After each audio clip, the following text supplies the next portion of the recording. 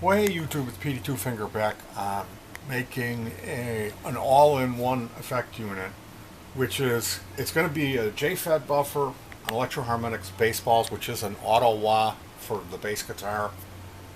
Then we're going to have a flatliner compressor circuit, a DOD 250, which is an overdrive or distortion, and then NE1 Yamaha bass preamp, which is actually a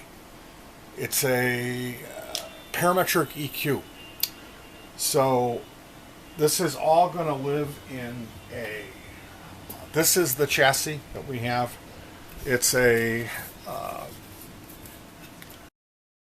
It's a Huji. It's a box from cable TV. There's a lid for this, so it's going to look a little bit better. This will be all the knobs and switches in the front. You know, a power switch, LED, and then hopefully we'll use some larger knobs over here to cover some of that up.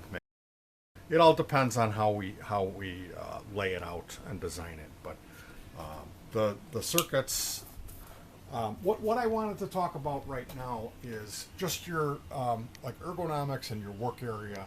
For me, I mean everybody's different. You all have your own hobbies, and if you like having a desk that's cluttered where you just kind of part where everything's coming down, like if you touch something, stuff falls, and you part a little, you know, like the in the Ten Commandments, Moses, you part the seas of guitar accessories and then work in a little 4x4 inch cube you've created for yourself. That's fine. I like to do it this way, where I have a board on top of the TV tray and I customize the board. In this case, I painted it and I drilled holes. Put down a paper. The reason for the paper is because I like to do this a lot, where I'll pick up solder, and it leaves these burns that don't really come off. So the paper is replaceable. I'll put another sheet down once this gets really filthy. I've written the order of the circuits up here because I'm constantly forgetting that. And as you can see, the premium is placed on lighting. And these are all LED bulbs. LED, LED, LED. There's another LED here. And if you point up there, there's two more LED lamps pointing in this direction.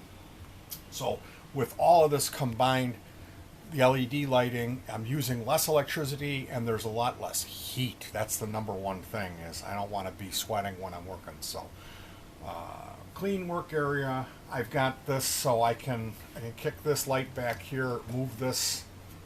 Well, that's not going to work. That's my flux cleaner.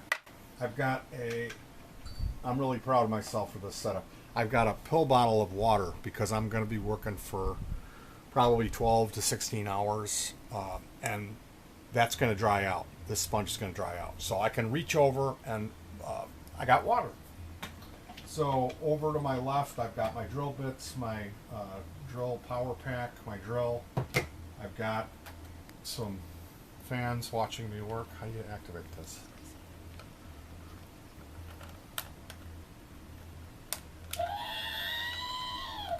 Remember that guy?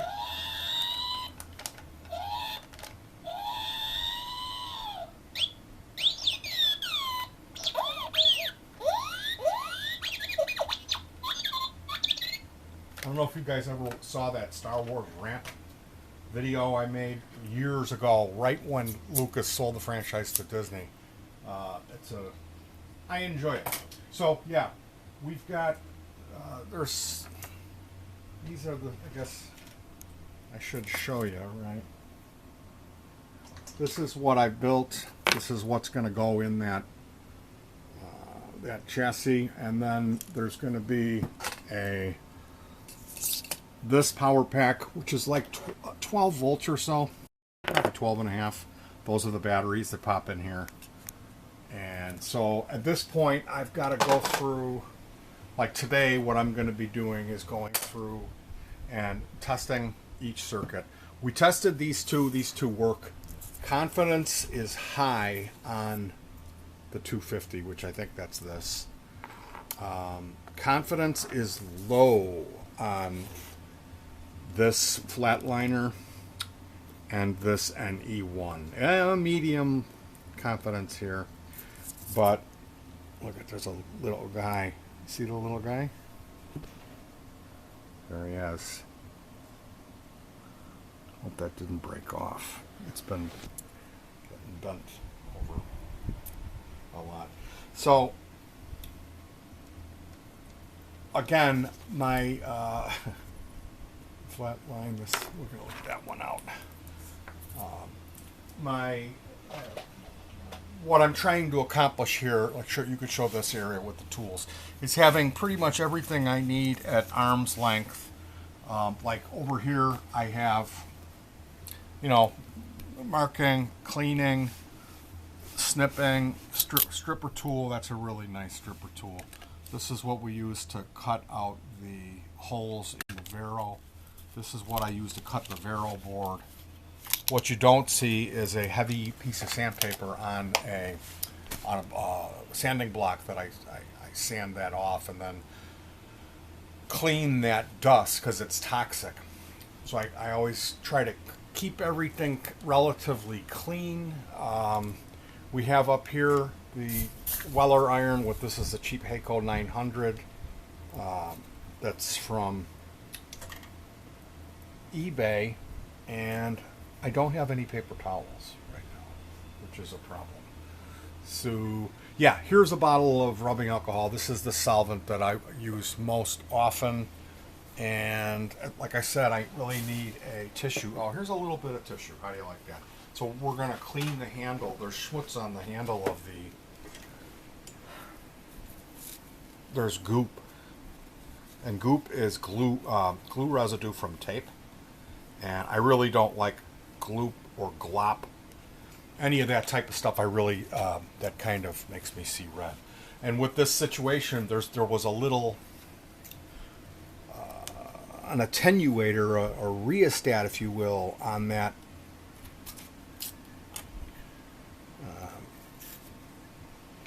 iron that broke off, and it leaves like a hole. So what I'm going to do here is try to patch that hole. We'll go maybe all the way around with it, try not to burn myself here. And yeah, not the best, but it'll need replacing in 3 months, 6 months. So the point is, I find it best to use little containers like this. These are an RCA cable that my wife and I cut into assorted little pieces, and then put them to get like prepared the ends. So this project is not going to be noisy. It's going to be quiet, because all the audio path is not going to just be wires running. They're going to be coaxial, and with that shielded cable, it reduces the interference and the noise. And I know you could say, it's going to be in a chassis. Well, the chassis has cooling holes in the top, and I'm just doing it on this one. I'm just doing it because it's a bunch of circuits combined, and I just thought, you know what, I'm going to go ahead and use shielded wire on this. So, point being, using these like this has all this stuff for the LED in it. I'm not quite sure what's going on with this stuff. So, preparing and getting the area all neat, and then at the end of the night, we throw everything in these bins, and then we start fresh. So I have to, it takes some time. You have to put all this out and lay it out, but then what you're starting with is a brand new, fresh lab area or work area, whatever you want to call it. I know lab makes it sound like it implies knowledge and that you're taking care, which isn't really the case with this process. It's kind of hurry it up, and a lot of distractions. Like, it was really filthy. There was particles of wood. I had done some woodwork drilling these holes, and there was wood, and I said, sweep it out. And there was stuff in the corner, so I went and got the vacuum, and then the vacuum wasn't working right. So I serviced the vacuum, completely tore it apart, and it needed work. It was really bad. Then the plate for the vacuum fell. It wasn't me, house pet, and it cracked off the mounting tab. So we grabbed a secondary vacuum that was in storage, serviced that one. So as I said, it's been a couple of days of working on this, but most of that time has been chatting with neighbors, servicing vacuums, tidying up, making the board. So for me, it's a lot of other things get involved. You know, making a playlist, listening to the music, turning the air on, having a burrito. It's like there's a lot of. It hasn't been really stick to it, but at the same time, I think that I like working that way. I don't think I like just like hunker down and because this is it's nasty. You're getting kind of infected. There's like solder fumes, and I use flux, so it's nasty work, and you're hunched over. So I need that. I need that. A little bit of mixing it up. All right. I hope you enjoyed this video. This is just a look at how I like to. My modus operandi is.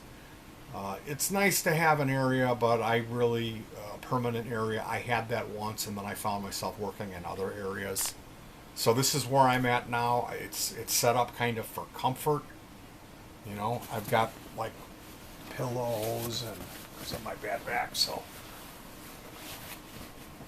anyway, we'll see you soon when I've made some more progress on this. Basically, today is going to be testing the circuits I haven't tested yet, and then once they're tested, I start mounting them into the chassis, and then we do the wiring of the audio with the bypass switches, which is kind of complicated. They're DPDTs, but I hate soldering DPDT switches. I hate it. And this is like everything's grounded, so there's instead of one wire, there's two, so it's a super pain in the ass. And we're going to be doing that. Once that's all connected, we drill. Everything has to be drilled out. I need to add up the knobs and switches, measure all that out, drill the front panel. Then we start popping the boards in, physically mounting those down to the however we're going to do that, hot glue or something, and then hook up all the power, and then go for a test. So there's a lot of work to be done on this. All right, you guys. I'll see you soon, and thanks.